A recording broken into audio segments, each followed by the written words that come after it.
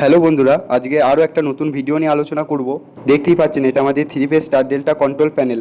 প্যানেলের সামনে রয়েছে থ্রি ফেজ 3টি ইন্ডিকেটর এবং ভোল্টেজ চেক করার জন্য একটি ডিজিটাল মিটার এবং মেন পাম্প ও জকি পাম্পের push button oh auto manual selector switch.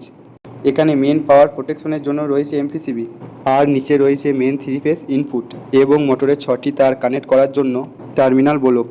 মোটরের স্টার ডেল্টা অপারেশনের জন্য মেন স্টার ও ডেল্টা 3টি কন্ট্যাক্টর এবং সাথে নিখুঁত টাইমিংয়ের জন্য স্টার ডেল্টা টাইমার। বন্ধুরা, এটি হলো আমাদের মেন কন্ট্যাক্টর।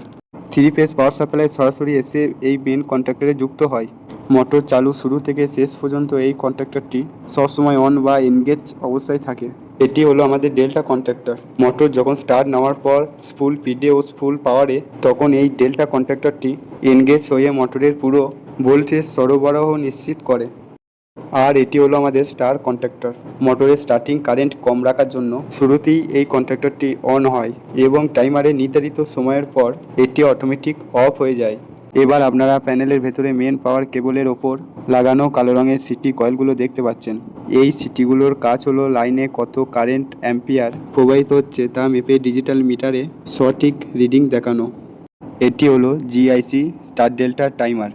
স্টার ডেল্টা প্যানেলের অটোমেটিক শিফটিং সম্পূর্ণ নির্ভর করে এই টাইমারটির ওপর।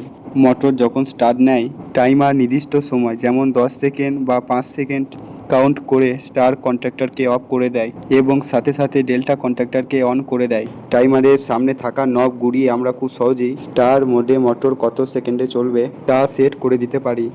বন্ধুরা, এখানে আপনারা দেখতে পাচ্ছেন প্যানেলের মেন প্রোটেকশন। এটি একটি 160 ampere thermal magnetic protection breaker. সমগ্র প্যানেল এবং মোটরের ওভারলোড, শর্ট সার্কিট বা বড় ধরনের কোনো ইলেকট্রিক্যাল ফল্ট থেকে সুরক্ষিত রাখতে এই এমসিসিবিটি ব্যবহার করা হয়েছে। এর নিচে থাকা অ্যাডজাস্টেবল নবের সাহায্যে কারেন্ট সেটিং খুব সহজে নিয়ন্ত্রণ করা যায়। আশা করি ভিডিওটি থেকে three phase star delta panel ও এই পার্টসগুলো সম্পর্কে খুব সহজে ধারণা পেয়েছেন।